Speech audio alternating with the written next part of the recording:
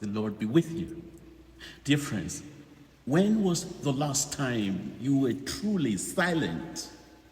No phone, no music, no scrolling, no background noise.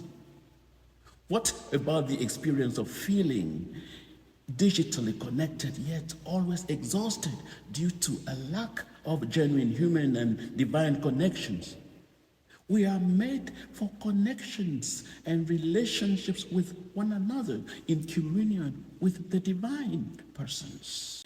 In this era of AI saturation, constant notifications and information overload, a new kind of noise, digital noise, has come to stay and is subtly celebrated.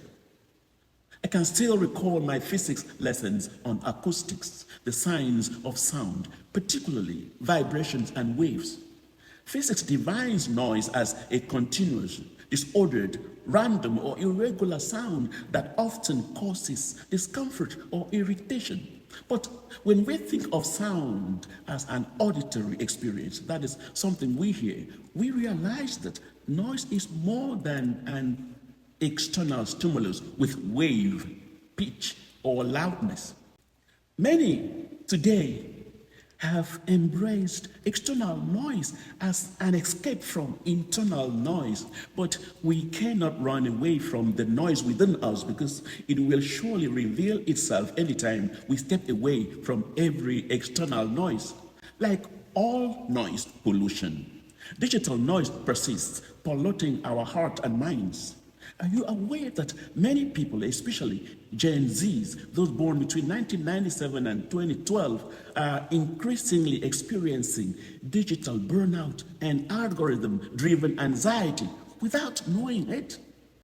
On this first Sunday of Lent 2026, the scriptures invite us into the desert, a place of silence, clarity, and encounter with God. In Genesis, we hear of humanity's fall. A story that begins in intimacy with God is disrupted by distraction and temptation, yet is filled with the promise of redemption. In Matthew's Gospel, Jesus enters the desert, not to escape the world, but to confront the world's deepest realities through his temptations. The Son of God would not allow activity to replace intimacy with the Father. Through fasting, prayer, testing, and reflection on his mission, Jesus confronted worldly distractions at their roots. If Jesus needed silence to discern his mission of establishing the reign of God, how much more do we? The desert is not an escape from reality. It is listening for clarity about all that is in the world. Sensual lust, enticement for the eyes, and a pretentious life. The desert takes us away from our comfort zones and strips away noise, distraction, and false identity.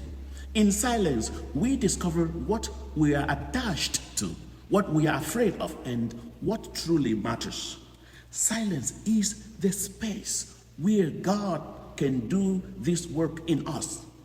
Today, our desert may not be sandy wasteland out there. It may be as simple as turning off our screens, silencing our notifications, and stepping away from the constant noise of our digital lives. Dear friends, the enemy of spiritual depth is not atheism, it is worldly distraction. We live in constant noise, notifications, breaking news, messages, podcasts, scrolling, and sometimes the loudest noise isn't outside, it is inside. Even when we are alone, we are not silent. And if we are never silent, we cannot hear God. Psalm 51:12 reminds us, "Create in me a clean heart, O God, and renew a steadfast spirit within me." We cannot hear God if our heart, minds, and souls are constantly on auto scroll.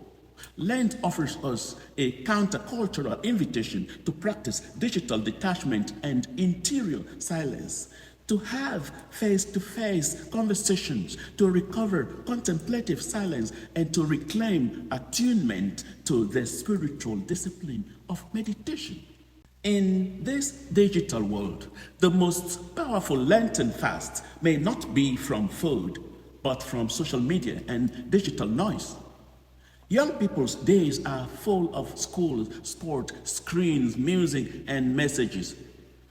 Work, family responsibilities, bills, or constant decision making steal time from parents. Older adults are preoccupied with news cycles, health concerns, and family worries. Detachment from digital noise can help families and friends to reclaim conversation, shared prayer, and presence to each other.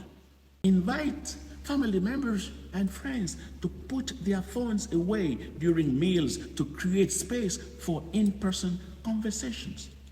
Dedicate one silent holy hour per week. Try a digital fast for one day a week or for 1 hour a day, device free. Here are some practical considerations for your Lenten journey. Lock off and tune in to God, to conscience, to genuine person-to-person relationships. Being silent and quiet can feel uncomfortable, but here is something beautiful. God usually speaks softly and tenderly in a whisper. If our lives are always loud, we might miss the still small voice of the Holy Spirit. It may feel uncomfortable at first, but in that silence, you will discover something surprising. The desert is not empty. God is already there, waiting to speak to your heart. So, take the challenge to lock off from digital noise and tune in to the Lord and one another.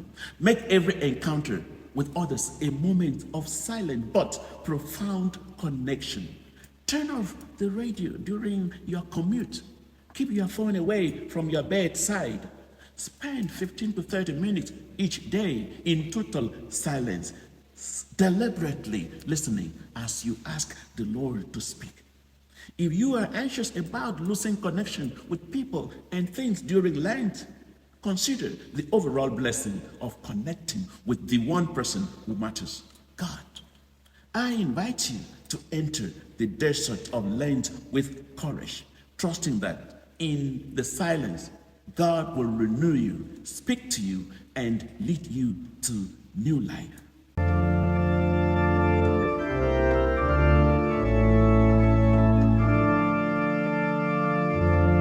Keep us, Savior dear, ever constant by your side, that with you we may appear at the eternal